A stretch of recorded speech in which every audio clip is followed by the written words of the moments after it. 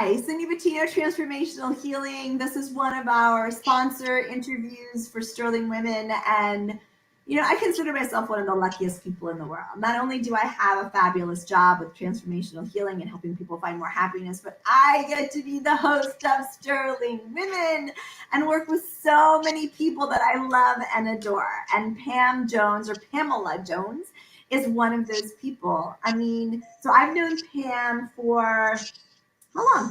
4 years, 5 years, something like that. Yeah. And she is just, she's just such an amazing person, and she's so good at what she does. So I'm so honored to be able to have you on this interview and have you as one of our annual sponsors for Sterling Women. I'm excited. Yay. Okay. All right. So can you just tell everybody, just really quickly, what do you do?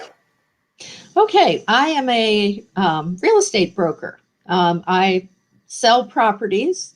Mostly, I work with sellers. My husband works with buyers, and we are in the Northern Virginia marketplace. So we handle Loudoun County, Fairfax County. Actually, I've sold houses as far south as Stafford and as far west as past Winchester, and everything in between. And sold probably in my entire career about 1,200 homes. Holy crap. That's a lot of homes. And right. So why do you love doing what you do?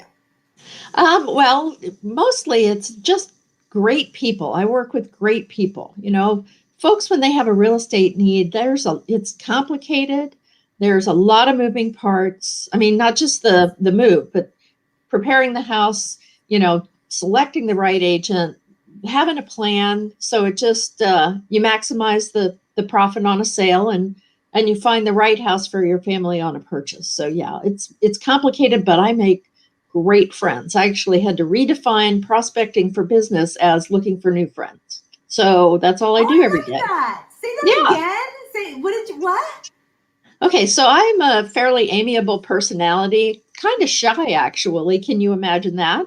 No. And yeah. And I had to teach myself that, number one, shy doesn't pay the rent. And number two, that really, prospecting for new business, networking, calling people who may have a need is just finding new friends. And so that's how I do it. I absolutely love it. And this is why, because one thing I know about you is that you have repeat business.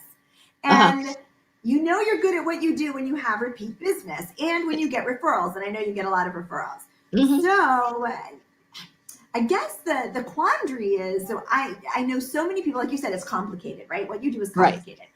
Right. And there are so many people that have not had good experiences with residential realtors. Right?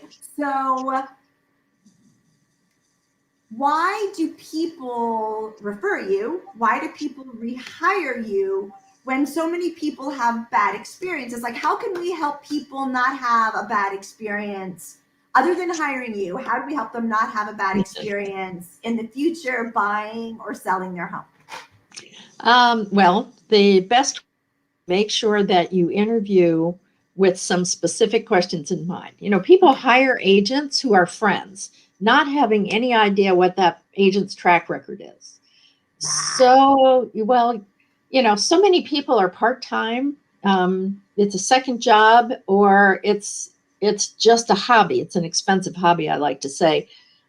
I work at it. So, the questions you would ask is what's your track record? How many houses have you sold in the last year? What's your average list to sale price? How many, what's your average days on market? Are you performing at the market level or higher? Or, and show me what the market does. Know your statistics. So, and also what percentage of your business is listings versus buyers? Because, go ahead. So let me cut in here, because this is what I think is so important. Is that those questions, asking those questions to a friend is awkward.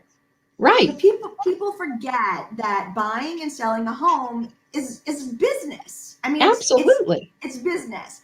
And you're going to be really pissed off if your house doesn't sell quickly and if it doesn't sell for the right price.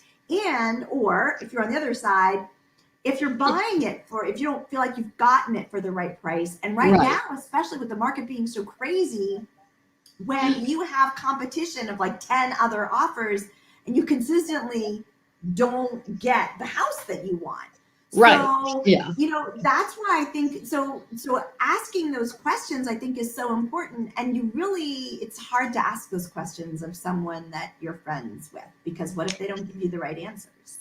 Exactly. Well, or you just don't interview a friend. You think about, are you friends with your doctor or your attorney? Or do you go to a doctor or an attorney because, well, you are, but that's a whole different thing. But you go to a doctor based on, their specialty and their track record, or an attorney based on their specialty and track record. You need to do the same thing with real estate agents. And so don't interview your friend. Your friend, and that's an objection I hear a lot. It's like, what happens if it doesn't go well? Is that person still going to be your friend?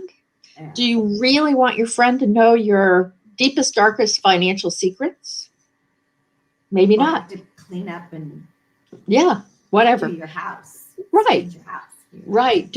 Use a professional. Use someone who has a track record, who has resources, who works with other service providers to prepare the home, and then also for home inspections and that sort of thing. That's the other thing that I love about you. And really, really good realtors have a team, right? Right. They have a team. They have someone who stages, they have title companies that they love. They have mortgage companies that they love. They have contractors that they use and that they can call on that are going to give really good prices. I love that. I love that about you and the really good realtors as well. But okay, one last thing, because we're running out of time. Okay. You work with your husband. Yeah. I think I love Jay, but I think we'd kill each other. I don't think that would be. How does that work? I mean, we met at work at Montgomery Ward. We both worked for Montgomery Ward years ago, and we left that and both got into real estate at about a year apart. And he did that for about 3.5 years and then left and went to work for another company. We had so much closer a relationship when we were working in the same field. And so after we figured that out, he got back out of being a contractor and went into the mortgage business, and we've done really well ever since. But we brainstorm, we share clients. If we sell a house and then they have to buy, it's so much easier when you have specialty. And, we just like being with each other. I don't know. It's sometimes it's crazy, but yeah, we just like being with each other. I love it. So Pamela Jones from Extraordinary Transitions, thank you so much for taking the time. Thank you so much for being an annual sponsor for Sterling Women. And COVID is coming to an end. We're all going to see each other really soon. Yes, in person. Yes. And so we'll see you in the next month or so. That sounds fantastic. Thanks so much, Cindy. Thank you.